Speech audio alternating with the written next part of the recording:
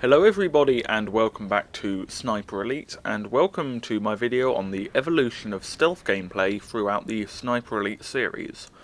In this video we'll be checking out the different ways of playing stealthily through Sniper Elite's V2 through 5. But before we begin, I'd like to plug my Discord server real quick. It's a great place to find games and talk about Sniper Elite with other like-minded players. So without further ado, let's get into this.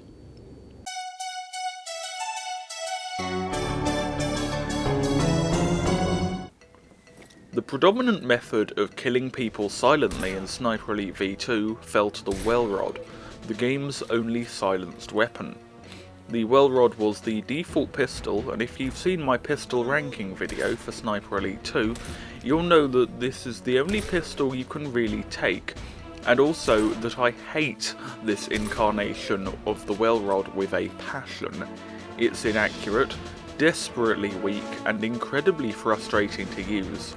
Despite the fact that it is literally a terrible weapon, you kind of have to take it, which is a real pain because otherwise you're going to struggle to play stealthily. Sound masking is perhaps the best it's ever been in Sniper Elite V2. We didn't have the luxury of generators yet, but V2 has some of the best, most consistent and most usable environmental sound masking in the series, usually in the forms of falling bombs, which would first emit a whine as they fell to the ground, allowing you to empty your lung and prepare for your shot. They'd then explode, providing a good amount of time in which to down your target. Sometimes it would also come from thunder, which would be signalled in advance by a flash of lightning, which would allow you time to empty your lung, and then before the thunder rolled in, take your shot. What makes Sniper Elite V2's sound masking so good is that it is always consistent and always has either audio or visual cues so that you know when to prepare your shot. And the final and perhaps least effective way to do stealthy gameplay in Sniper Elite V2 was the melee attack. It was limited to takedowns from the rear only, which really hampered its effectiveness. This meant that if an enemy was aware of you, you could no longer take them out silently with melee, even if they had yet to alert the other enemies nearby. This was yet another reason you kind of had to take the Welrod, even though using the Welrod is as painful as listening to Prince Harry talk about how hard done by he supposedly is. Overall, Sniper Elite V2 wasn't big on stealth gameplay, and if it was going to have you play stealthily, it would be with a sniper rifle and some convenient explosions in the distance, which is consistent with Sniper Elite V2's brilliant sniping meta. There was potential, but it had yet to be fully realised. Player detection was overhauled from Sniper Elite V2. Instead of the small arrows around your character, enemies that could see you would go through easily understandable phases. Enemies that were marked on the map in white or grey were unaware of your presence. Enemies marked in yellow were suspicious and searching for your whereabouts, and enemies in red were a combat state, moving towards your last known location or engaging from afar with sniper rifles and rocket launchers.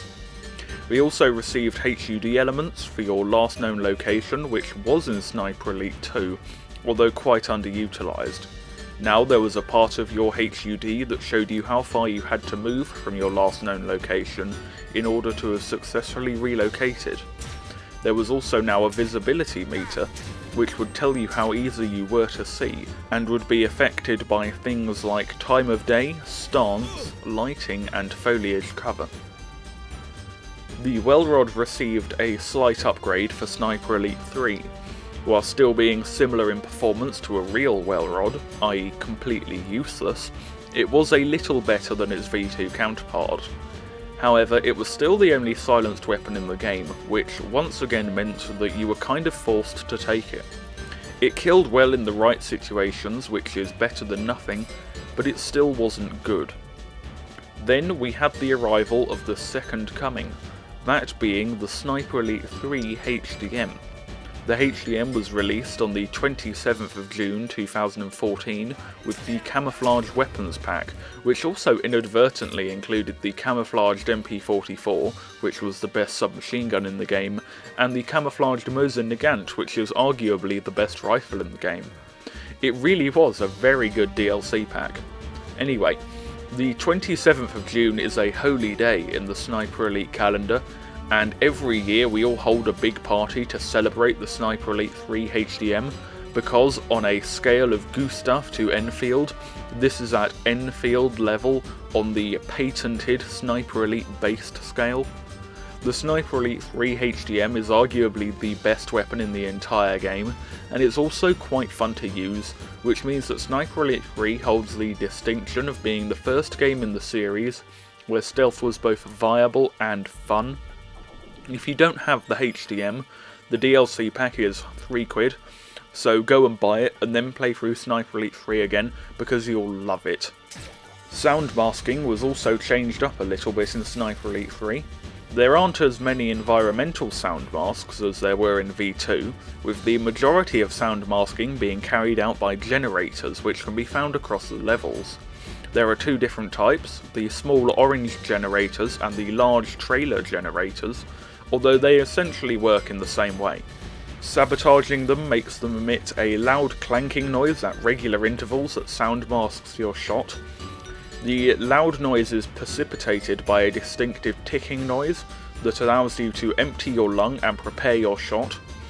I like the intervals that Sniper Elite 3's generators have. They're quite similar to V2's environmental sound masking intervals, and I think that Sniper Elite 3 generators are honestly the best they've ever been in the series. Melee in Sniper Elite 3 was switched up somewhat, now allowing frontal melee attacks on units as long as you are playing on Cadet or Marksman difficulty. If you are playing on Sniper Elite or Authentic, you are unable to melee units from the front, which I think is a cool choice. Melee attacks from behind remain effectively the same as in Sniper Elite V2. You could use rocks, which returned from V2, and the all-new Flint and Steel to distract enemies, lining them up for a rear attack if you wanted, although thanks to the improved nature of the Welrod and the HDM, you probably used melee a bit less. Overall, Sniper Elite 3 represents the turning point in the Sniper Elite series. With this game, Rebellion started realising that the stealth meta needed as much attention as the sniping meta, and they greatly improved on the stealth systems within the game, although the ways to actually be stealthy had yet to really change. The stealth mechanics for Sniper Elite 3 were changed up for the fourth game in the series. The visibility meter was improved to now be a circle around your marker on the radar. Non-sniper enemies who were within this circle and had line of sight on you could now see you, although it seemed to me as if vehicles had a longer visibility than this. The relocation meter was now completely gone, with you just kind of having to run an unspecified distance in order to have relocated. The Welrod in Sniper Elite 4 is very, very good indeed. It is incredibly accurate, has an effective range of up to 30 meters once upgraded, which is a far cry from previous Welrods where you'd be lucky to kill someone at 15 meters, especially if they have a helmet on, which is something that didn't seem to affect the Sniper Elite 4 Welrod. This Welrod is one of my favourite weapons in the series, and as a result I was a little bit disappointed by the Welrod that would follow it in Sniper Elite 5. The Welrod was once again joined by the HDM, which was once again DLC. The HDM in Sniper Elite 4 is very good, and actually better than its Sniper Elite 3 predecessor, although all pistols in Sniper Elite 4 were really good, so it doesn't quite feel as holy as the original HDM. The HDM's semi-automatic fire and larger magazine have made it a fan favourite with people who can't aim, and there was a strong rivalry between the HDM and the Welrod fans, because they were both really well balanced against each other. The Welrod was more accurate and had a superior range, but the HDM was easier to use and had superior capacity. I don't think two weapons have ever been more closely matched, yet more entirely different in the whole series, and it was really great to have this intense rivalry between the two groups of players. Now we move on to the greatest silenced weapon in any Sniper Elite game, the Sniper Elite 4 Delisle Carbine. The Delisle is a silenced sniper rifle with low damage, muzzle velocity and fire rate, but it makes up for this by being completely silent. The Delisle is hands down my favourite weapon in Sniper Elite 4, and it was the basis of my first ever Sniper Elite video, which is a really very terrible video, but it makes a good point. The Delisle is revolutionary. It basically gives you a new game, because the ways you can play through this game with the Delisle are numerous and far removed from how you usually play with an unsilenced rifle. In terms of bang for your buck, this is the single best DLC in the entire series, and I cannot recommend it enough. But what if you wanted to fire a regular rifle silently, you ask? Well then, I have just the thing for you. Silenced ammo was introduced in Sniper Elite 4, and allowed you to make any rifle or pistol, except the Webley, completely silent. It was very rare to find in the wild, so you basically had to take it as part of your loadout. With the right abilities, you could take up to 3 stacks of silenced ammo of each variety, with each stacking 10 rounds of ammunition. The silenced ammo was great, especially on pistols, where you'd never fire more than 30 rounds of silenced ammo in a mission anyway, and it allowed you to use some of the overpowered Sniper Elite 4 pistols like the Nagant, 1911 and TT33 silently. Rifles were also great silenced, although the hit to muzzle velocity and the fact you fired way more with your rifle than your pistol meant that if you wanted to use a silent rifle, you should really just take the Delisle. Sound masking was once again changed for Sniper Elite 4. Environmental sound masks were now mostly planes flying overhead, but backfiring lorries also provided sound masking, although it's a really small window of opportunity with no advanced notice, so I've never actually sound masked a shot with a backfiring lorry. Large trailer generators were removed, with the small orange generators now being the only ones. The sound masking patterns of these generators are terrible, as instead of being long periods of downtime with intermittent sound masking, like it should be, and like it was in Sniper Elite 3, it was now the other way around, with long periods of sound masking with intermittent downtime. This meant that you'd fire a volley of bullets as happy as you can be, before firing a couple when the generator wasn't on, which is the most annoying thing, because other than knowing how long to count for, there was no way to tell when the generator would stop sound masking, because there was no noise precipitating it. I love Sniper Elite 4, but changing its generators was an unusually poor design decision for the incredibly talented Sniper Elite 4 dev team.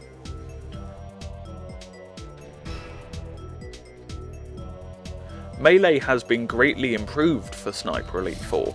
Not only do we now get the lovely melee kill cams, but we also gain the ability to melee from behind cover and from ledges, which allows you to get really creative with how you approach unarmed combat. All enemies can now be meleeed from the front on every difficulty, which is a change that's not necessarily better or worse, but just different. Thanks to this, sprinting frantically at someone and then knife criming them like you live in London is a pretty good way to dispose of Nazis. Not that there really are any Nazis in London. There used to be, but he moved to California and wrote a book about how hard done by he supposedly is. The Rock has also been joined by the Whistle, which has the tactical effect of throwing a rock at your feet, which is nice to see as it saves you actually having to throw rocks at your feet to lure Germans to your position. Stealth gameplay in Sniper Elite 4 is really good. Now you're no longer limited to close range engagements. With the Delisle or silenced rifle ammo, you can be silent from afar. The Welrod vs HDM battle is in a really good place, with both offering advantages and disadvantages, and now melee is really powerful. Sniper Elite 4's stealth mechanics went pretty much unchanged for Sniper Elite 5, which is fine as Sniper Elite 4's stealth mechanics are very good indeed. However, maps cater much more to close range engagements, which is because of Call of Duty players who shower with their submachine guns and never shut up about it. This does mean that silenced pistol usage is, in the words of Rita Coolidge, at an all-time high in Sniper Elite 5, which I mustn't grumble about. but you know, if only there were more sniper spots. The ongoing battle between the Welrod and HDM has promptly been third-partied by the silenced P38, which I can only assume is a throwback to the original Sniper Elite, where a silenced P38 is the default secondary. The Welrod in Sniper Elite 5 retains its Sniper Elite 4 characteristics of good range and accuracy, but is overall far less effective due to the fact that it is really slow, has unusable iron sights, and that the competition is better. It is almost silent, however, which in a densely populated level like Target Führer can be really useful, where the other pistols would just be too noisy. The P38 is really good, and my personal favourite silenced pistol in the game. The P38 distinguishes itself through its good accuracy and high damage, which when combined with semi-automatic fire makes this thing properly good. Its rounds do just seem to fly in random directions at longer ranges, but the power and good capacity for follow-up shots help out with the minor inaccuracy at range. And finally we have the HDM, which is quite interesting. It's quieter than a P38 but noisier than the Welrod, and has very low damage but is incredibly accurate and has very little recoil. The HDM works well as the middle ground between the surgical, precise Welrod and the aggressive, brutal P38. My one complaint is that none of the silenced pistols can mount a scope, which is something that would have been really nice to see. And it wouldn't have been overpowered either, because you can get the ridiculous 1911 combination where it's like 0 noise and also a scope and also 18 rounds of capacity and it also handles really well. So I don't think it would have been overpowered, and I think it would have been something nice to see.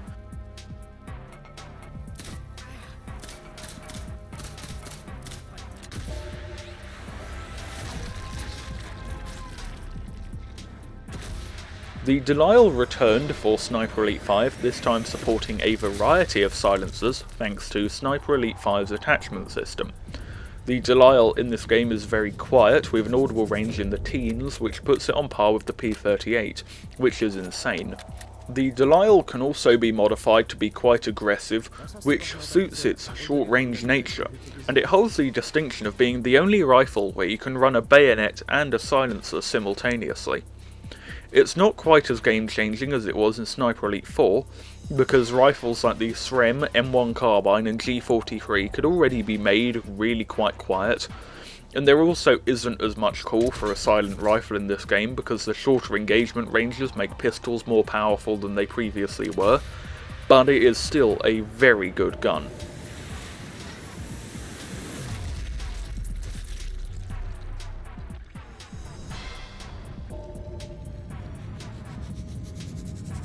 The pistols in the Delisle are now also joined by Sniper Elite 5's first bona fide silenced submachine gun. Whilst you can put silencers on almost all of Sniper Elite 5's submachine guns, the EMP was the first to come with one, and it is good. The EMP is quiet, accurate and powerful, and it finally ties up the trio of silenced pistol, rifle and submachine gun. You can remove its silencer, which is cool and a nice touch from the devs, but the EMP is really all about stealth gameplay. With Sniper Elite 5's new attachment system, stealth attachments were an obvious must-have. Now most guns can take a silencer, except for a notable few such as the Webley and the Type 100, and each silencer quietens your gun to a different extent, with some improving statistics like recoil control, with the most silent of silencers generally hurting almost every statistic, including damage and muzzle velocity. Some silencers have some weird benefits, such as improving your muzzle velocity or even damage. While perhaps unrealistic, it's nice to see Rebellion throwing some shapes with their weapon attachments. We now also have subsonic ammo, which is used to lower the noise of your weapon either by itself or when combined with a silencer. With subsonic ammo you can make some really quiet setups. And finally we have ways to eliminate the scope glint, allowing you to be visually as well as audibly stealthily. You can do this by either running iron sights, or by running the Ross Mark III scope on the Springfield, which is a scope that has no scope glint whatsoever. Sound masking in Sniper Elite 5 has been reworked. Generators now work on a 50-50 model, where they spend just as much time sound masking as not sound masking. There are also two different sound masking strengths, with the weaker one sound masking quiet noises like footsteps and the loud one acting like old sound masks. There are significantly fewer loud sound masks, however. You just kind of have to use a generator, as you don't get planes flying overhead and stuff like that nearly as much as you used to. Shoe mines are one of the non-lethal weapons available to the player, alongside non-lethal ammo and boinking people on the noggin. Shoe mines are useful because they are the only silent trap, and whilst they only knock people out, meaning that if a group walk across the trap, one will get knocked out and then promptly woken up by his mates, they are great for stealth players as long as only one person triggers the trap at once, and as long as you're okay with then going and finishing off the person who set off the trap afterwards. The issue is, however, you don't really need traps when playing stealthily. The traps are there to protect you when people know where you are and are storming your position. Shoe mines are not good for this, with the regular telemine being much better. General melee combat remained essentially the same as it was in Sniper Elite 4, although due to the shorter engagement ranges I find myself using melee a bit more than I did in 4. The main change to melee combat comes with the introduction of bayonets, which allow frontal takedowns on elite units, which is something you otherwise couldn't do. Personally, I think this is the best balance they could have for frontal takedowns. However, in most cases bayonets cannot be taken alongside silencers, which means that you'll have to either forfeit the bayonet for a quiet rifle, or just rely on a silenced pistol or EMP to do the stealth side of things for you. However, there are a few exceptions. The Delisle can take a bayonet, or you can take a silencer on your rifle and a bayonet on the trench gun, which is really cool. Rocks were replaced with bottles in Sniper Elite 5, which you have a limited supply of, which is ridiculous, as limiting tactical options in a game like Sniper Elite is really dumb, and it just limits how you can play the game. Overall, stealth gameplay in Sniper Elite 5 is really great, with silenced pistols being super viable, and the attachment system allowing you to really choose how you want to do stealth. In my opinion, this is perhaps the best Sniper Elite ever for stealth gameplay. This will come in very useful. Thank you everyone for watching the video. Remember to like, subscribe and comment. It costs you nothing and it's a great way to help out the channel. Stay safe and goodbye.